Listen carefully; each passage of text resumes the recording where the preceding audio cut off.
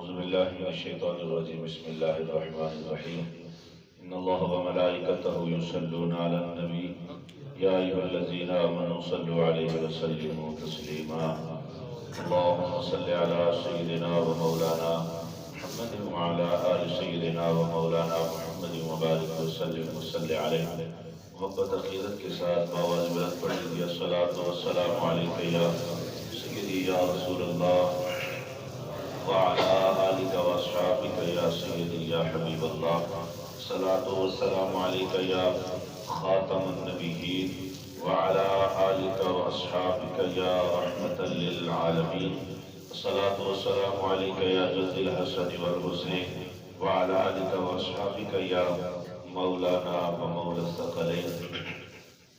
حضرت ذکر وضو کے مسائل کے حوالے سے ہم نے گفتگو کا آغاز کیا تھا. اللہ نے قرآن مجید کے اندر جو حکم ارشاد فرمایا ہے اس کا ہم نے ترجمہ اور وضو کے فضائل کے حوالے سے حدیث مبارکہ ہم نے سماعت کی تھی. حضرت ابو ہریرہ رضی اللہ تعالیٰ عنہ راوی ہیں. نبی دو عالم صلی اللہ علیہ وسلم کا فرمان عالی شان ہے. حضور نے فرمایا صحابہ میں تمہیں ایسا عمل نہ بتاؤں کہ جس پر اللہ گناہوں کو مٹا دیتا ہے اور درجات بلند فرما دیتا ہے. یا رسول اللہ جی ارشاد فرمائیے. میرے آقا نے فرمایا اس وقت وضو کرنا جس وقت طبیعت نہ مان رہی ہو. قابل توجہ بات ہے. یہ حضور صحابہ سے فرما رہی ہیں کہ صحابہ میں تمہیں ایسا عمل نہ بتاؤں کہ جو گناہوں کو جس پر اللہ یہ اجر عطا کرتا ہے کہ گناہوں کو مٹا دیتا ہے اور درجات کو بلند فرما دیتا ہے. جی یا رسول اللہ ارشاد فرمائیے ایسا کون سا عمل ہے؟ حضور نے فرمایا جس وقت طبیعت نہ مان رہی ہو, بستر سے بندہ اٹھے, شدت کی سردی ہو اور نہ دل چاہ رہا ہو کہ پانی کو ہاتھ لگایا جائے. فرمایا اس وقت وضو کرنا اور گھر مسجد سے بہت دور ہو, زیادہ قدم چل کے آنا. فرمایا اس پر اللہ گناہوں کو مٹا دیتا ہے اور درجات بلند فرما دیتا ہے. اور صرف یہی نہیں, فرمایا یہ صرف یہ عمل نہیں ہے کہ اس عمل پر اللہ صرف اتنا اجر عطا کرتا ہے کہ گناہوں کو مٹا دے اور درجات کو بلند فرما دے. فرمایا اس کا ایک اجر اور بھی ہے. یا رسول اللہ وہ اجر کیا ہے؟ فرمایا کافر کے خلاف گھر سے نکلنا, گھوڑا نکالنا, اس پر سوار ہونا اور جہاد کے میدان میں جا کر اسلام کے لیے, اللہ کی رضا کے لیے, اللہ کے راستے میں کافر سے لڑنا. فرمایا اللہ اس پر جہاد کا اجر عطا فرماتا ہے. ذرا قابل توجہ بات ہے.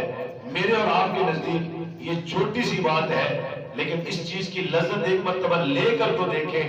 رات پیاری نیند آ رہی ہو, بندے کی آنکھ کھلے تو تہجد کی نماز کے لیے جب بندہ اٹھے, اللہ توفیق عطا فرمائے, ٹھنڈے پانی کے ساتھ سردی میں وضو کرے اور پھر اللہ کے حضور پیش ہو کر اس چیز کی لذت تو دیکھے. حضور نے فرمایا سب سے زیادہ فرض نمازوں کے بعد اللہ کو جو نماز پسند ہے وہ تہجد کی نماز پسند ہے.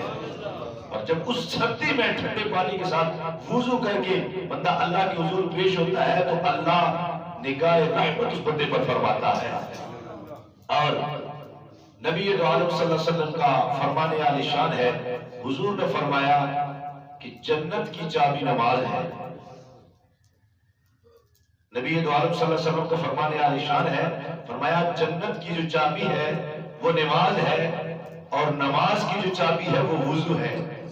گویا کہ جس کا وضو ٹھیک ہوگا اس کی نماز ٹھیک ہوگی.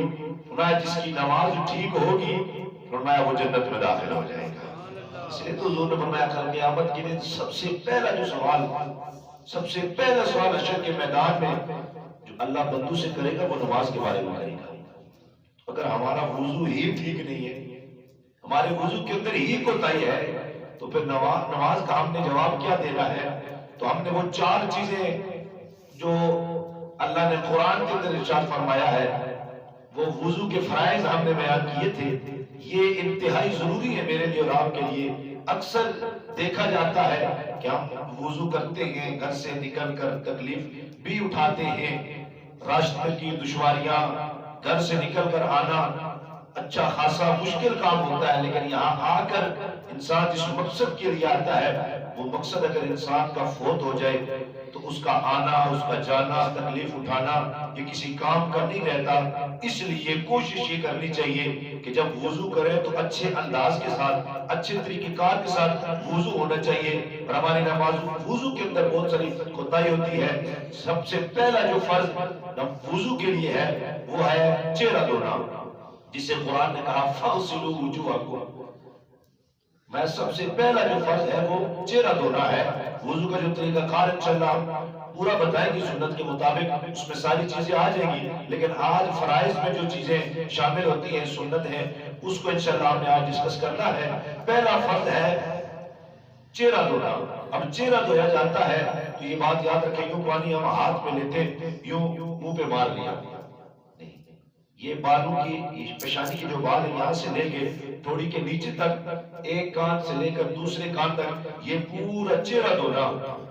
اس کے اندر ایک بال برابر بھی جگہ اگر خشک رہی تو آپ کا وضو نہیں ہوگا، اس لیے کہ یہ چہرہ دھونا فرض ہے، اور فرض میں کمی پیشی کی گنجائش نہیں ہے۔ ہماری یوں یہ جگہ بھی خشک رہ جاتی ہے، یہ بھی خشک رہ جاتی ہے، تھوڑی کے نیچے بھی خشک رہ جاتی ہے۔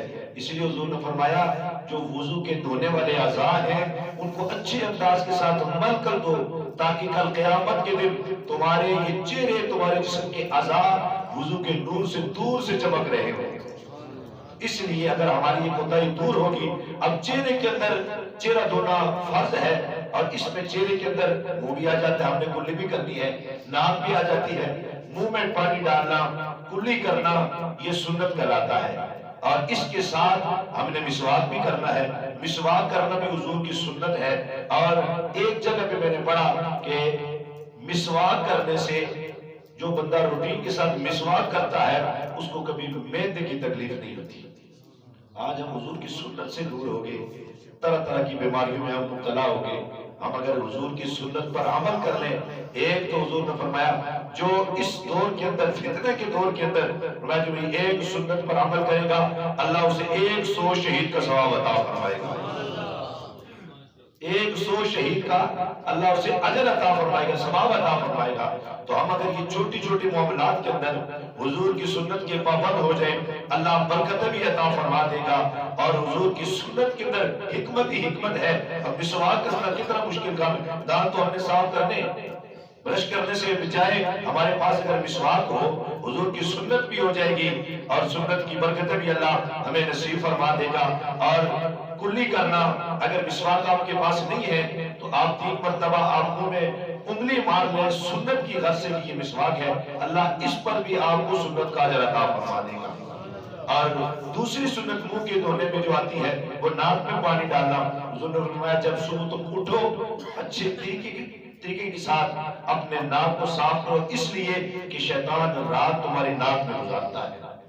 اس لیے حضور کی سنت کے اندر حکمت ہی حکمت ہے، ہم نے اس چیز کا خیال کرنا ہے۔ یہ پہلا فرض ہے چہرہ دھونا، اس کے اندر بال برابر بھی جگہ اگر خشک رہی تو ہمارا وضو نہیں ہوگا۔